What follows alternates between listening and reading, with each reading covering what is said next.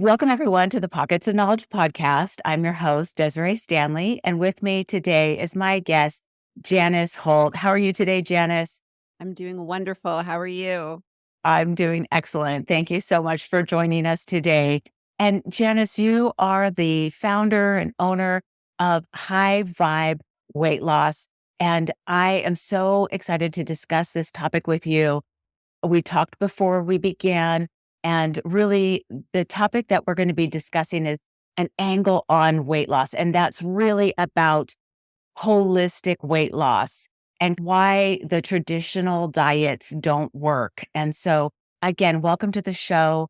And let's just start by having you share with us how this came to be for you.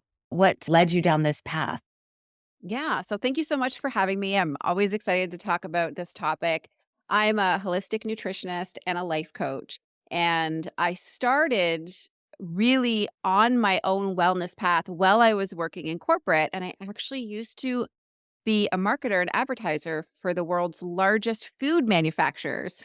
So my path has been very interesting that now I do the exact opposite. I promote the consumption of healthy foods that actually make you well, whereas before I was promoting the overconsumption of foods that tend to make us sick, add weight, and lead to health concerns that we don't necessarily want, which at the time when I started in my very young age, I didn't realize that. I just thought this was fun. I'm working for these major corporations. And I was also promoting these foods as being convenient and delicious and all the things that they really truly were. And over my 15 years as a marketer, I definitely saw the angle shift from convenient and taste to healthy because that is what consumers wanted. As people were getting older, the baby boomers were getting older, they were more interested in health conscious foods.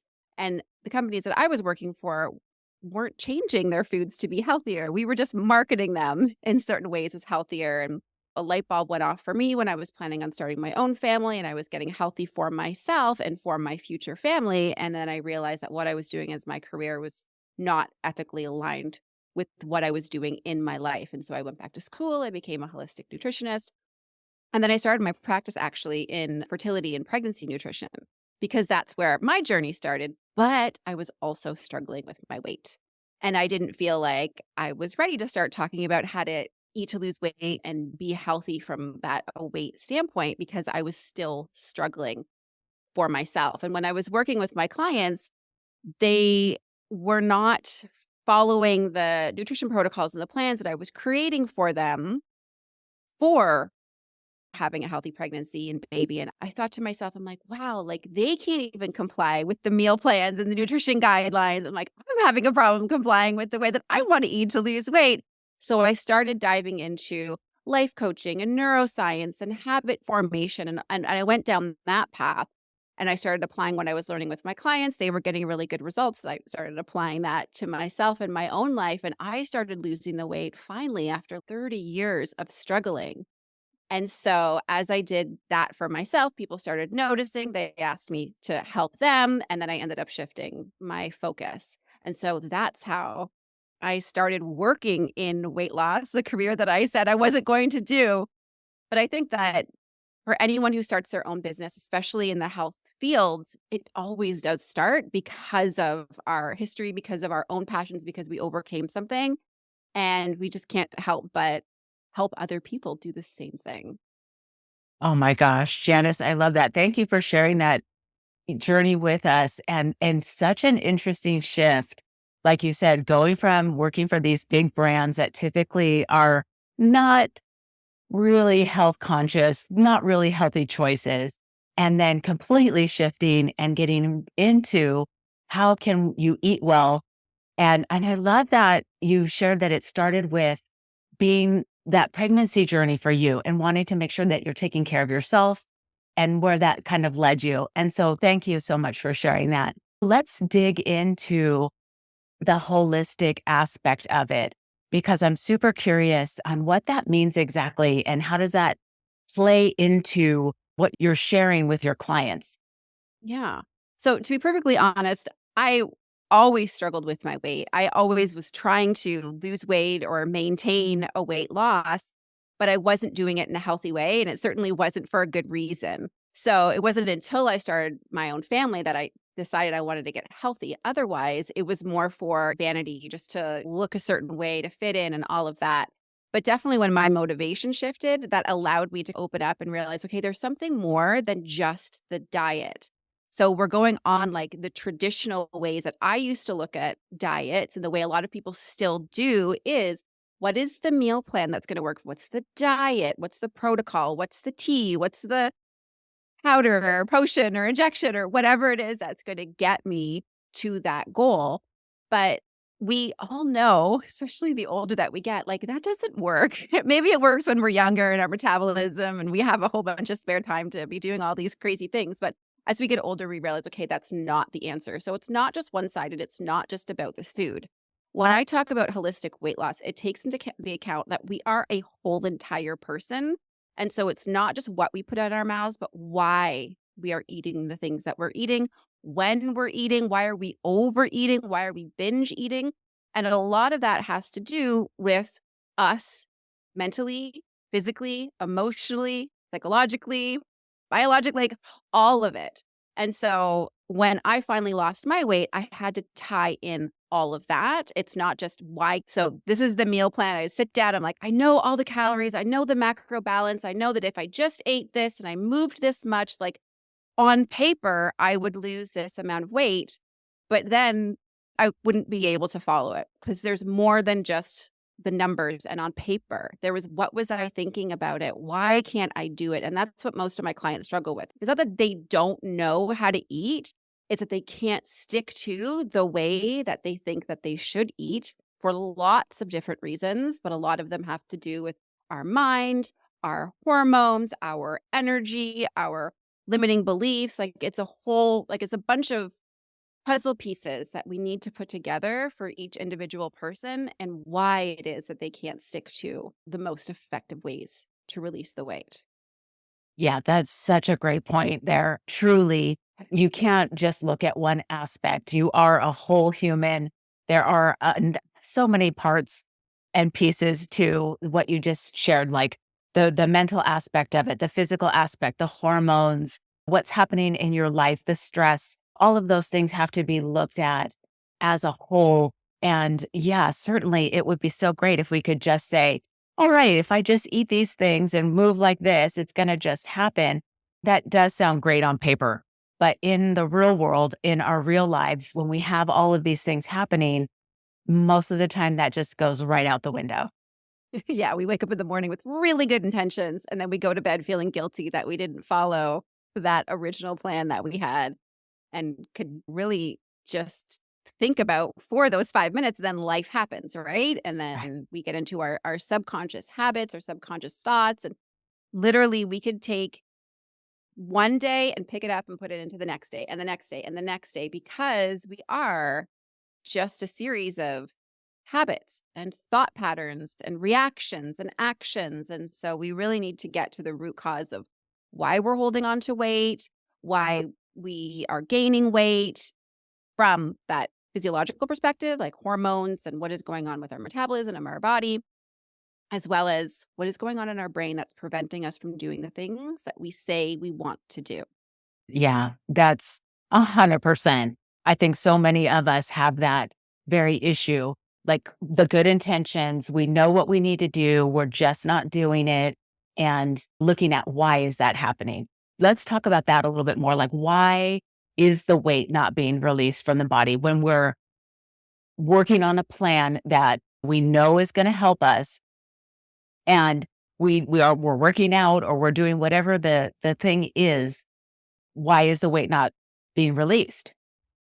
Yeah, so if we're doing all of the things, let's say you do get a diet, like on paper, if I were to follow this, I would lose weight, and then you follow it and you're still not losing weight, what is going on? Well, it could be a hormonal imbalance. It could be that your hunger hormones are off and it's causing you to store fat rather than release fat. Maybe you are taking in a certain amount of food and you're burning that food off to get you through the day that you need for your energy and your nourishment, but then you're not accessing your stored fat. So you need to be able to access your stored fat in order to release that.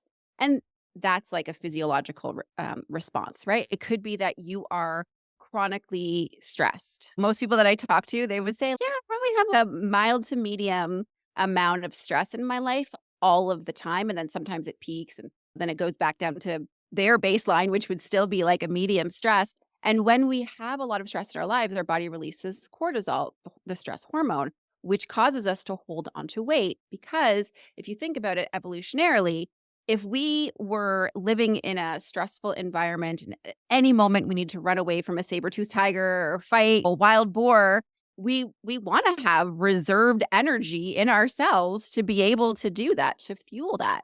So that causes us to hold on to weight, also causes us to crave certain foods that cause us to gain weight. So there's all of the hormones. Those are just a few that we're talking about. I haven't even gotten into estrogen dominance and a few other ones that really do affect our weight and our fat storage. But then we also have psychological reasons why we might not lose the weight.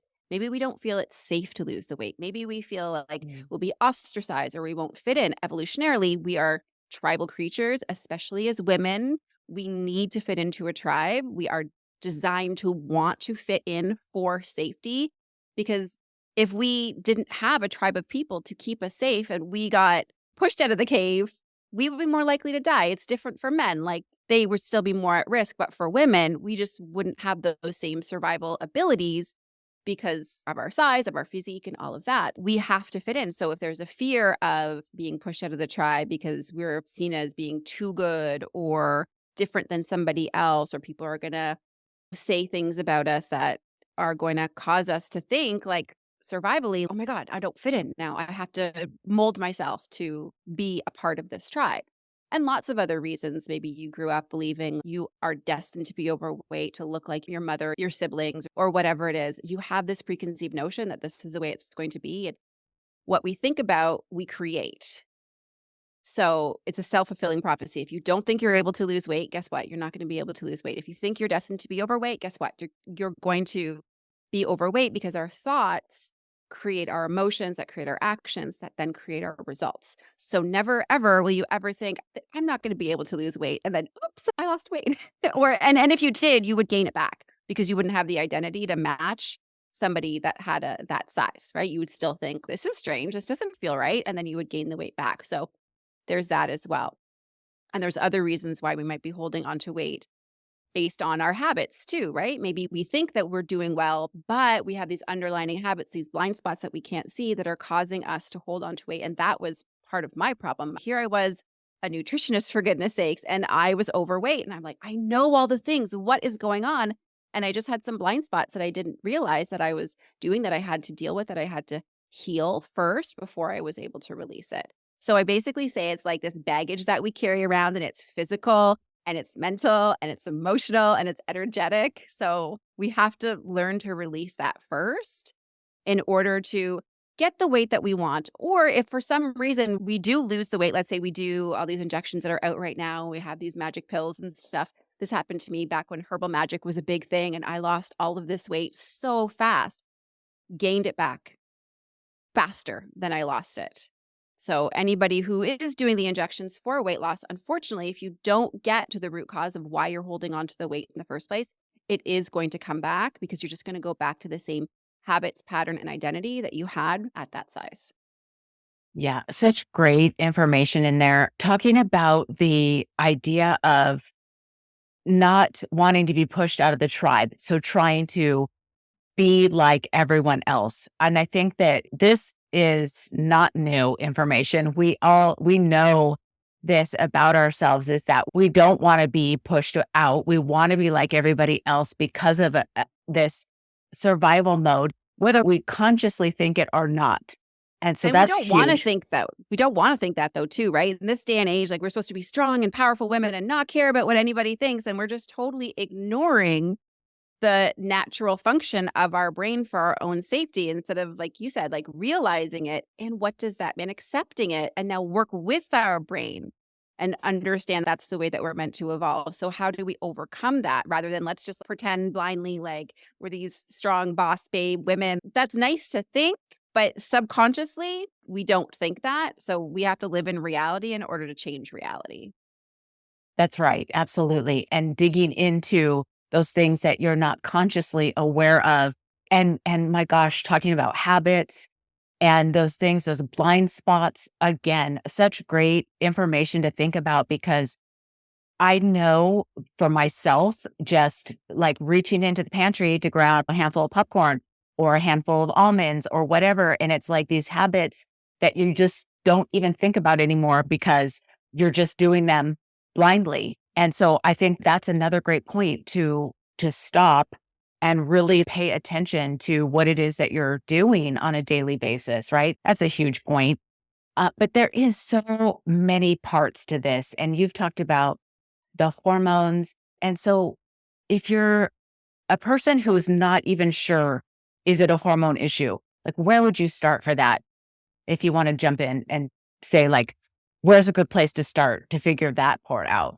Yeah. So, what talking about hormones, there's lots of different hormones that can affect your weight loss. So, I talked about cortisol. So, that's the hormone of stress. So, you can judge yourself on a scale of 1 to 10.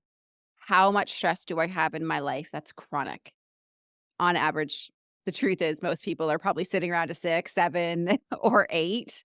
And so knowing that, you're like, okay, then naturally I am holding on to some extra weight for that reason, because that's what cortisol does. It has a storing fat, as I explained. So right there, you can say, okay, there's something that I need to do to help me manage my stress. And there's lots of different, we could spend a whole day talking about how to manage stress, right?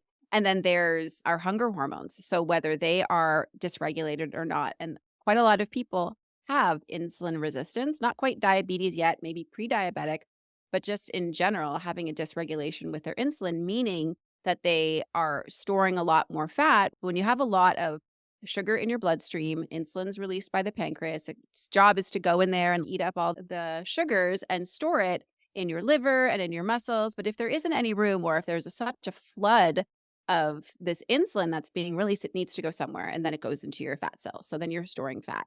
And then we have leptin resistance.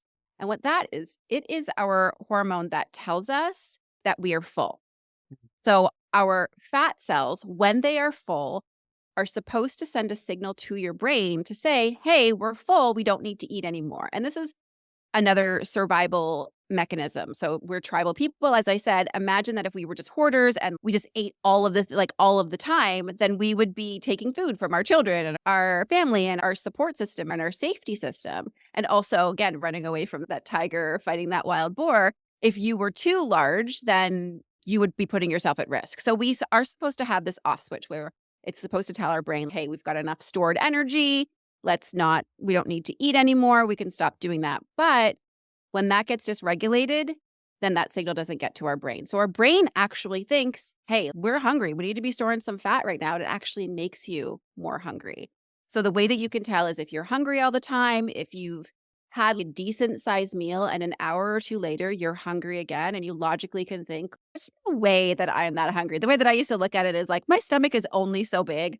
My meal was definitely bigger than my stomach. How is it that I'm possibly still hungry right now? Okay, I have a hormonal dysregulation with my hunger hormones. And then we have estrogen dominance and menopause and perimenopause and all of those things to deal with. So we can look at that to see how are we right now with our hormones. You can do testing. You can see where you're storing fat. So if you're storing fat in your hips, or if you have the love handles and you know that you have more estrogen in your body and you may need to do a liver detox or something to help to release that. You may need to change your exposure to certain estrogens and chemicals that are causing you to have this recirculating estrogen in your body that's causing you to store fat. So from a hormonal perspective, those are just a few that we can look at. Yeah, and thank you so much for going into the detail on that. That is super helpful information, I think, because so many of us don't know any of that. And myself included, there was some points that you made in there, and it's the I just ate and an hour later I'm hungry again. That's not right. What is happening there? And so not realizing that is completely related to the issue of the signal that's happening between the fat cells and storage and your brain. That's new information for me. Thank you again for sharing that with us, because then it gives us an opportunity to explore and examine what's happening and make different choices. Exactly. And I always say everyone doesn't have to be like a nutritionist for themselves, but the more you can understand, the more it becomes less personal and more you can see it from like this observer perspective. Be like, okay, it's not like me that I'm weak, that I can't do it, that I'm destined to be overweight. It's just okay, my body has this thing that's going on right now. I can fix that. I can naturally work with the way that my body is designed to naturally work. And then once we get into balance, what I call an alignment and homeostasis, the body's going to do its job. It's just our job to get out of the way.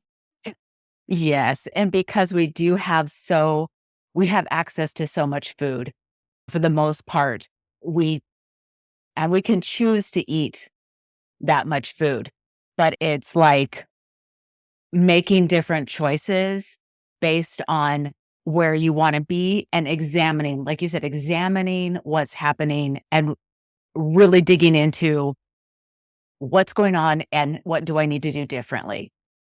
Yeah. Yeah. Yeah. What do you need to do differently? And I will say the food system is not designed to make you well, unfortunately. And again, I came from that industry and it's not like I never have chips or pizza or any of that stuff, but I do so knowingly that these foods are designed to be sometimes foods, to be hyper pleasurable foods. They're not designed to make you well. They're not nutritious and they shouldn't be a part of every single meal of every single day. And we can't just trust that, oh, it's fine. Like the thing that I find so interesting now as I look at food marketing is the tagline "Made with real food ingredients." Have you seen that? I saw it on 3 ads right in a row at one day, and I was like, "That's ridiculous. Shouldn't all food be made with real food ingredients?" So when we know that, we realize, like, we have to take the power back. We have to take our own autonomy back to manage that part of our lives if we want to change. If we want something different for ourselves, we can't trust that somebody else this industry, this $1 trillion industry is out to do good and help to serve us and make us healthy and nourished. And no, that's not their job. Their job is to make money. Our job is to take care of ourselves and get the help that we need in whatever area feels right so that we can get that results and take our responsibility back. So definitely the food system is one thing that we are up against that we have to make sure that we're being responsible. And again, we use food for fuel and sometimes we use it for pleasure. And that brings me down to a whole nother rabbit hole if you want to talk about emotional eating, because that's another big thing for a lot of, especially women. Yeah, for sure. And we can go ahead and talk a little bit about that if you'd like. But I just want to say the point about these companies, they're in it for the money. And so it's really not their job to provide you with, healthy foods. It's really let's get the best tasting foods that we know that they're going to want to buy so that we can make more money. And let's make them really convenient so Yeah, that people are going to want it because it fits into their lives. It's hyper palatable, it's super delicious, it's very convenient. And a lot of times it's cheaper than the healthier option. unfortunately, that is true. Yeah.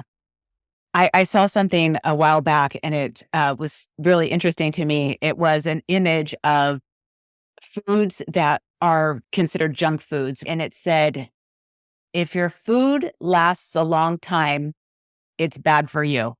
And then there was an image of like healthy fruits and vegetables and whatever. And if your food goes bad really quickly, it's good for you. And it was like, oh my gosh, in your face. So it's so true. If something is full of preservatives is going to last a long time, it's not good for your body. It's not good for you. If it's going to go bad quickly, it's good for you. Yeah, exactly. I saw a post too recently, and it was actually a picture of a McDonald's hamburger and French fries in a glass case, and it said the last meal McDonald's ever served in Sweden, and it was like 20 years old. I'm probably butchering the amount, but it was there for a really long time, and it looked the same as if you got it that exact day. There's so many preservatives in it, and so what is that doing to your body? What is that doing for your health? Nothing. And I understand, like we talked economically, like sometimes that is cheaper. And if there isn't any other options, it would make sense. But unfortunately, it's designed to do that. And you either pay now or you pay later with your health. And so we have to, again, take that onus back on ourselves to get what we want out of our health, our lives, ourself. And if you're on this personal development path, that's one of the most important areas that you can look at is the food that you eat and obviously like your mental health and your mental state, and helping to make sure that you can follow through with the goals that you have and doing the things that you need to do in order to get there. Yeah, for sure. And it's something that just sparked with what you said, in that these foods are not good for you physically, but also what are they doing to your mental health because of the chemicals that are in the foods? They're disrupting kind of everything in your body and your mind. And we know that food is fuel. We know that food is everything that makes your health, right? Whether it's physical health or mental health.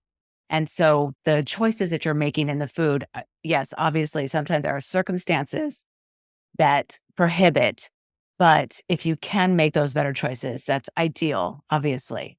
Yeah, and we're designed to be resilient too. So we have this like this cap where if we manage to stay healthy most of the time, make better choices most of the time, and then once in a while, if we can't or there's a situation, then it's not a big deal, right? Because we have this system that's already there in place. And so we call it like we're overloading the system.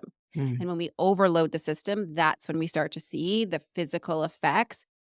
Maybe even it is like a mental effect. Like we all know we feel slow, we feel sluggish, we get brain fog, we get tired, we lose our desire and our will to do certain things, we get moody. All of that is affected by the food that we eat. If we're eating too much sugar or floury foods or simple carbohydrates, like we get that spike. You can see that hormonal spike where it's like you feel like super energized, and then you have a crash, and then you get cranky, and then you need to eat again, and then you end up being like on this roller coaster ride, and you can see that so easily, and then what is that doing day in and day out, plus the chemicals and, a whole nother path we could talk about, but basically, we are what we eat physically, mentally, and emotionally.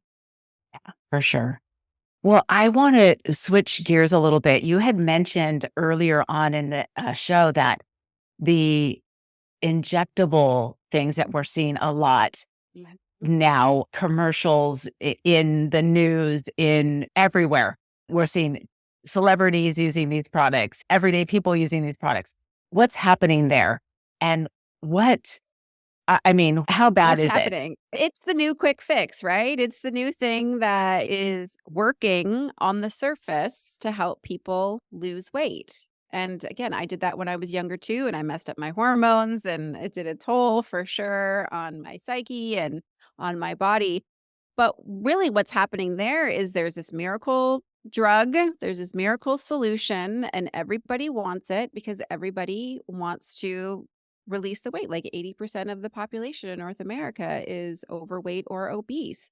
And so it makes sense. The pharmaceutical companies, just like the food companies, figure out what it is that you want and they find a way to give it to you. But the problem, there's lots of problems with it, is first of all, if you have diabetes and you need this medication, a lot of people are having a hard time getting it because people are turning to it just for weight loss. And so that's an issue for those people who do actually require it for management of their diabetes, as hopefully they're looking to reverse their diabetes, which you can do with food. And there's lots of experts out there that can support you in doing that. But also, it's not teaching you how to manage your food, how to manage your emotions around food, how to manage your habits. It's basically having a very strict parent looking over you and slapping you every time you want to eat, being like, you can't eat that. You can't eat that. You're going to get sick. I'm going to hurt you. Unfortunately, that is what happens. You can't overeat, right? Because otherwise you physically feel sick. You can't take in the food, but then you're going to have to be on this for the rest of your life. Otherwise, you're going to go off it and you're going to gain the weight back. And then, unfortunately, likely gain even more back because you've restricted all of these foods that you've been craving and desiring for so long. It's just going to be like what happened to me when I got pregnant. I was restricting so much before I got pregnant. As soon as I got pregnant, it's like now it's a free for all and I can eat all the things. And I ended up gaining like, I don't even know, so much weight, at least 70 pounds until I told my midwife I was not even stepping on the scale anymore. But yeah, unfortunately, that's what's gonna happen for those that don't stay on it for life, which I don't think is a viable solution. And then there's also the controversy of what weight are you actually losing? Are you losing stored fat weight or are you losing muscle mass? And unfortunately, a lot of the studies are showing is that a lot of that weight is muscle. And so that's really scary. It is scary, especially for women who are over 35, who are over 40 as we age, and then women who and men too, who are getting into our later years, because that muscle mass is so important for not only our overall health and our physical health, but also for our stability, for our balance. The number one reason why elderly people fall is because they don't have the muscle mass and the balance.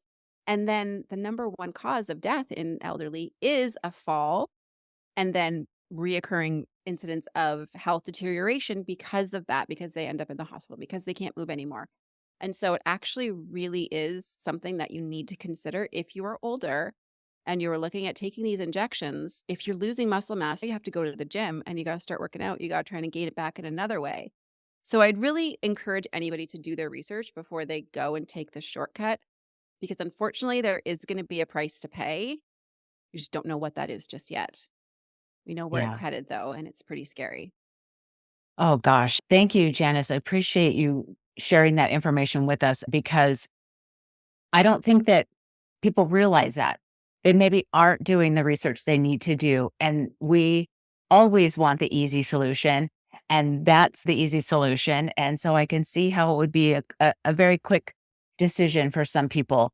And again, the people who really need it, who need to reverse diabetes and they're not being able to get it, that's not okay. So I want to say thanks again for detailing that information for us, the importance of not losing muscle mass also, which affects our balance and strength and all of that. I think those are such good things to remember. And our metabolism as well, which Yeah. I didn't mention, but our metabolism is made up by our muscle mass. And so if that deteriorates, then so does our metabolism. And then there you go, some more weight gain right there, because you're not burning as much weight throughout the day as you normally would through your regular energetic expenditure. And you're just continuing to tip the scale in the wrong direction, going that route. Yeah. I want to talk now a little bit about some effective steps then that we can take to really begin to release the weight that we're looking to do. What can we do to make better choices? And what are your thoughts on that?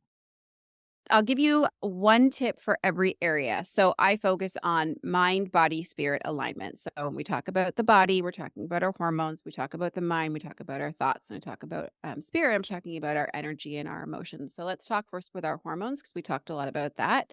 From a nutritional standpoint, the one thing you can do is look at your sugar intake and your simple carbohydrate intake. A lot of people think I'll just go keto and then I'll lose the weight, which a lot of people do, but unfortunately for women, keto is very hard on our system, especially if we do it for a really long time. A lot of women find that they lose their menstrual cycles if they're doing keto because it's so low carb. So when I talk about simple carbs, it's different than all carbs. Vegetables are carbs, fruits are carbs, whole grains are carbs. We don't need to be cutting those out, and we don't want to be cutting those out. As women, we actually need more carbs than men need. So we want to take a look at your sugars, which is usually in processed food, added to foods, as well as our breads, our anything that's made with a flour. So whether it's a refined flour or an almond flour, anything like that, all of that is likely to spike your blood sugar. That's going to cause that increase in insulin, that's then going to cause your fat storage. So that's one area that you can look at and see where can you cut back on your added sugars, where can you cut back on your simple carbohydrates that you're consuming. And then from a mental perspective, well, there's lots of different angles that we can go with on that. And I would say the first thing that you could do is look at what habits do you currently have around food? Get really conscious and aware. So this is going down the track of mindful eating, and just see logically, what am I eating? So I think that we have an idea of what we're eating, but then if we actually were to track it and honestly track it, that will give you a better realistic view of this is what I'm eating. Because it's probably not that your breakfast, your lunch, and your dinner. It's probably maybe you're having too much breakfast, lunch, and dinner to the point that you're overly full. Maybe you are sneaking in some of this and some of that and a bit more of this, and all of that does add up. So getting really conscious and aware of what you're eating. And so this is where a tracker might be really helpful. I don't use trackers in my practice when I'm working with my clients, except maybe at the beginning to say, hey, just let's look at what you are actually eating versus what you think you are eating. Because we have our perception and then we have the reality. And if we can take our emotions out of it and just look at it from that point of view, and I would caution anybody too, when they're doing this, don't fudge the numbers to get to a calorie or a macro balance that you want to have. So I used to do this all the time too. I'd be like, well, this is what I ate. And then I would look at the total. I'm like, you know what? Maybe it was like less fries. And maybe it was this, like, it wasn't a tablespoon of ketchup. It was just like a little squirt. And I would change the numbers around to match the numbers that I wanted to see. So let's just get really honest and see what it is that we're doing so that we know what we're working with. And then another thing that you can do from that standpoint as well is maybe just do a quick brainstorming, like a thought download or a brain dump of what are all the thoughts that you have around losing weight, and see if those thoughts are supportive of where it is that you want to go, the weight that you want to lose, or is there anything there that would cause you to hold back from wanting to lose the weight? Mm. So when we talked about like getting kicked out of the tribe, my best friend's going to think this, my mom's going to make comments. What if my husband's not going to like me anymore, or whatever, maybe I'm going to be getting unwanted attention and that's going to feel really insecure for me. Let's look at that and address that, because if you have reasons why subconsciously you would not want to lose weight, then it doesn't matter what it is that you do throughout the day, because we are in our subconscious mind and our automatic thoughts and habits like 95% of the time. It doesn't matter if consciously you say, I can do this, I can lose weight. For that 5% of the time that we are on our conscious brain and thinking and planning and strategizing, that's the first thing in the morning when we wake up. We're like, we're going to do this thing. All of a sudden, we switch into our subconscious, and then 95% of the time, we're running on that autopilot. So we really have to address those underlying beliefs, make sure that they align with the goal that we want to have, or we're going to be fighting them subconsciously, and we are always going to lose. And then I would say from a energetic perspective, you can look at what are the experiences that you have that bring up certain emotions for you that cause you to overeat. This was a blind spot for me that I didn't have. I didn't realize that I was an emotional overeater. I don't consider myself an emotional person. I don't have a lot of ups. I don't have a lot of downs. I'm not crying all the time. I'm not like screaming and shouting. I would consider myself to be very mentally stable. So I never would have thought that I emotionally overate. But when I really thought about it, when I studied how I was eating, it was when I'm watching TV, I'm feeling a bit bored, then I have this thing. When I'm feeling underappreciated throughout the day, I was doing all these things and nobody gave me the acknowledgement that I wanted. I just want to feel good. So that I go into the fridge, right? Maybe I'm using it to manage my stress. I'm sure there were days when it was like, that was a tough day. I need just some relief. And then you go for that glass of wine. All of those times really add up. So where are the triggers for you emotionally? Why are you eating when you're not hungry? What is going on energetically for you that is causing you to overeat? And look at all of that. Awareness is where it starts in all aspects of body, mind, spirit, holistic weight loss. Oh my gosh, that's awesome. Thank you so much for sharing those with us, Janice. I love it. I love the not thinking that you're an emotional eater. And then when you really stop and look at your behaviors, it's okay, wait a minute, hang on, I'm doing this and that, and not even really realizing that it's related to maybe it's a stressful day or being, like you said, feeling underappreciated or whatever the case may be. Until we stop and look at those things, we just have no idea. And then I love what you shared about fudging the numbers a little bit. And so in the past, I have used MyFitnessPal as a tracker for the macros and all of that. And yeah, 100%. Like, okay, maybe it wasn't quite that much of this thing and adjusting it. And it's, you know what? That's not going to get you where you want to go if you're not being honest with yourself, regardless of what the case is, if it's losing weight or whatever. If you're not being honest with yourself, you're not going to get wherever it is you want to go. So great reminder there. There was one other thing that I thought of, and I was like, oh, yeah, 100%. That distracted eating when you're watching TV. I think so many of us, that's what happens, right? We're in relax mode, we're watching a show or whatever, and it's, yeah, let's have some popcorn. Yeah, let's have a little piece of chocolate or a glass of wine or whatever. I think so many of us do that because they almost begin to go hand in hand. Yes, that's the habitual overeating that I Yeah. see a lot of the times that we don't even realize. You have a movie, there's some popcorn.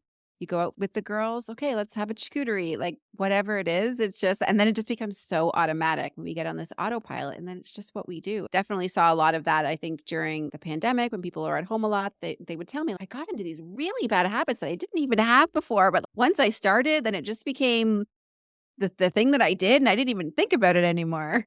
Yeah. Yeah, completely. I think that that whole time period really did a number on us in so many ways. But yes, one of them also being that being home, having access to our refrigerators and our freezers and our pantries and whatever made that snacking super duper easy. Yeah, it's Versus when everything. you're, Yeah. yeah, when you were at an office and you were at a desk and you only had a certain amount of time to go have your lunch or go do whatever. Yeah, totally. Made a difference for a lot of people, I think. But let's talk now a little bit about something that you had shared, and in what you discuss a lot is weight loss shaming. And you touched on some of that before, again, about the being part of the tribe, or maybe your husband's not going to be happy with the way that you look now, or whatever. So let's talk a little bit more about that. Yeah, so I actually have a whole podcast episode about weight loss shaming and the problem with the body positivity movement, which I love as a concept. Of course, we should all be body positive. We should be positive about our bodies no matter what size they're at. The problem that I see is that now we're getting pushback for wanting to change ourselves for the better.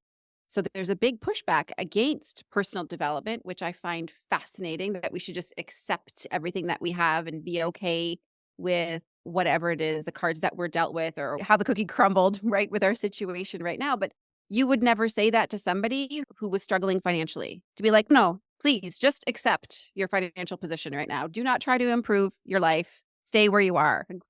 That would not be okay. When it comes to our bodies, which we are in charge of and nobody should be policing for us, if we are doing it from our own authentic reasons, not because somebody told us that we have to, even in my podcast, I say, even if your doctor told you that you have to lose weight, you still need to internalize why that's important to you, what that means for you, and not just do it because somebody, the media, a celebrity, whatever that pressure is. I definitely felt when I was a lot younger. And do it because you love yourself so much, not because you don't love your body, but because you do love yourself enough that you want to go after something that feels right and aligned for you. And so I could go on forever about this too, but that's really the gist of it, is that if you want to improve where you're at right now, no matter if that's physically, mentally, financially, in your relation, like nobody would say, accept a relationship that you don't like. No, they would never say that. So you don't have to accept a body that you don't feel right in because you don't feel right in it, not because the media told you that you're wrong because of it. And do it because you love yourself enough that you want to change for your greatest good. Maybe it's for your health. Maybe it's for your appearance. Maybe you just want to rock a bikini or look good in a little black dress. That's fine as long as you want it for you. Then I say more power to you.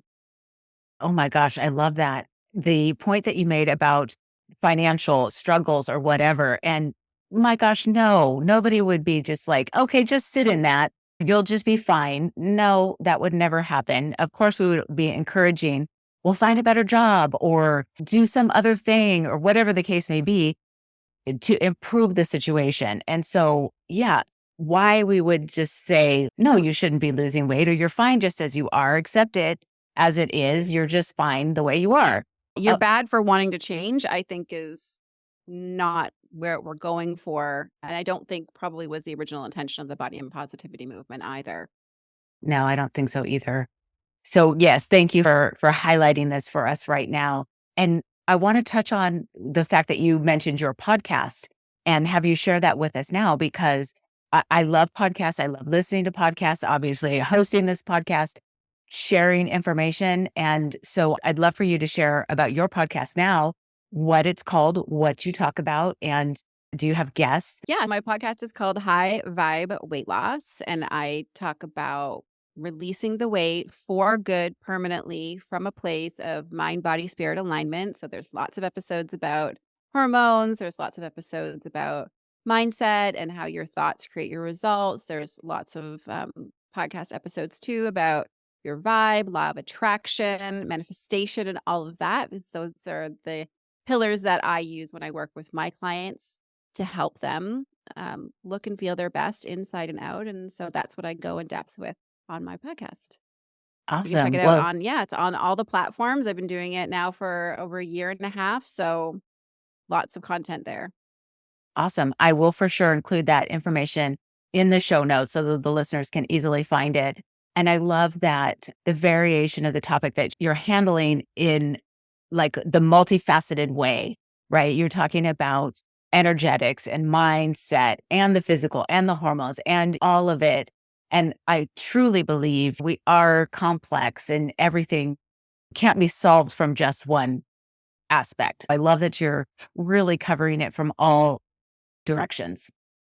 Yeah, I think that's what helps make it permanent, right? A lot of people can white knuckle a diet for a wedding or a trip that you have coming up. It gets harder and harder the more that we do that, though, for a lot of neurological reasons. But that's totally possible, but it doesn't last.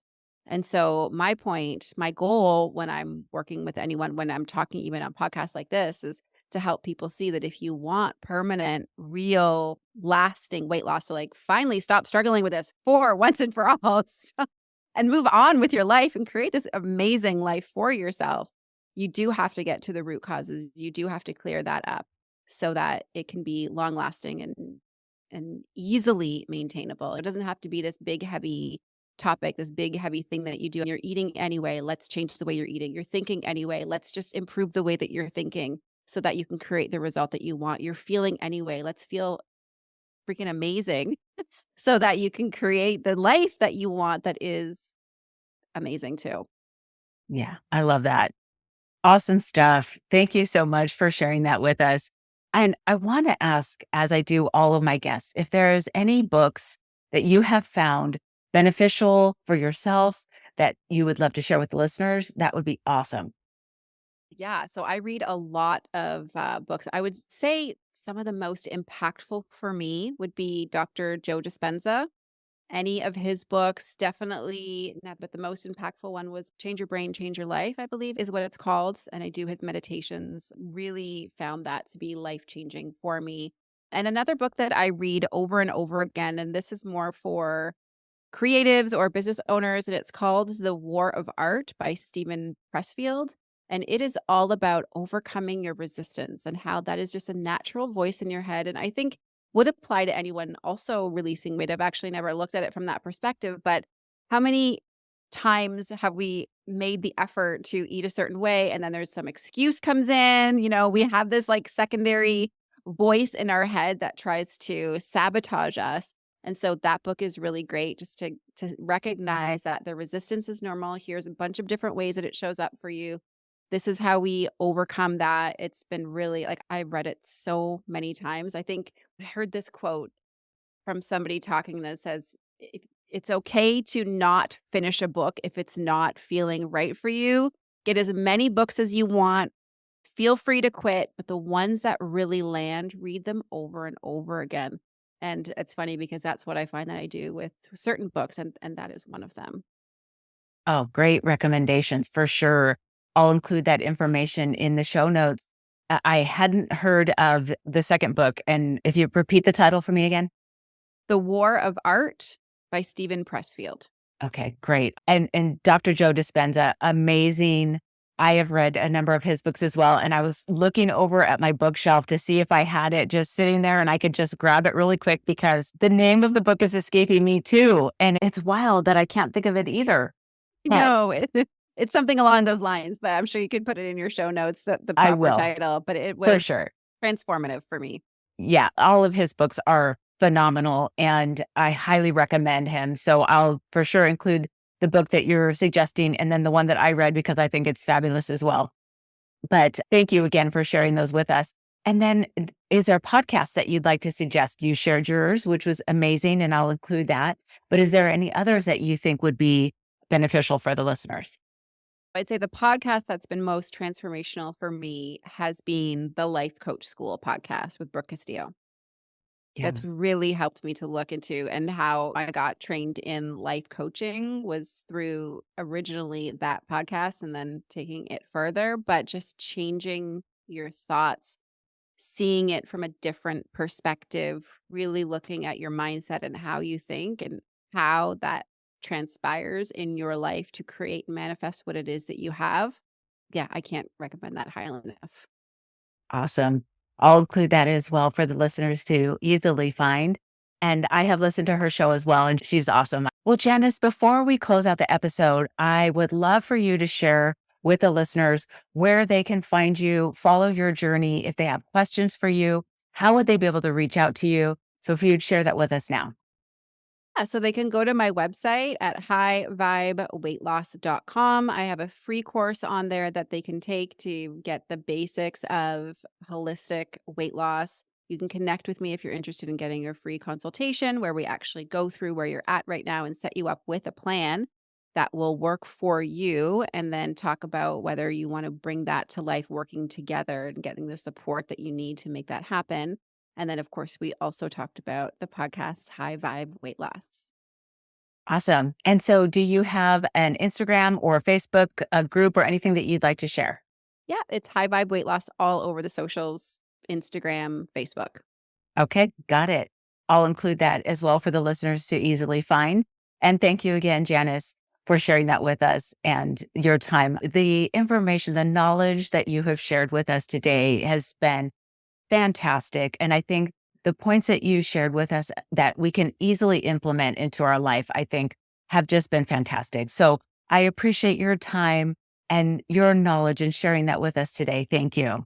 Oh, thank you so much for having me on the podcast. And I want to acknowledge you for the work that you are doing by bringing on these guests and this information to your audience. And then they can take what resonates with them and dig further if they want. And so I just want to say thank you for having me, and thank you for what it is that you do in the world. Awesome. Well, we'll talk more soon. Thank you, dear listeners, for tuning in to another insightful episode of the Pockets of Knowledge podcast. We appreciate your time and curiosity as we explore fascinating topics together. If you enjoyed today's discussion, be sure to join us next week for another amazing episode. Remember, your journey of learning and growth is a continuous adventure, and we're thrilled to be part of it. Don't forget to subscribe so you never miss an episode. Until next week, stay curious and keep exploring those pockets of knowledge.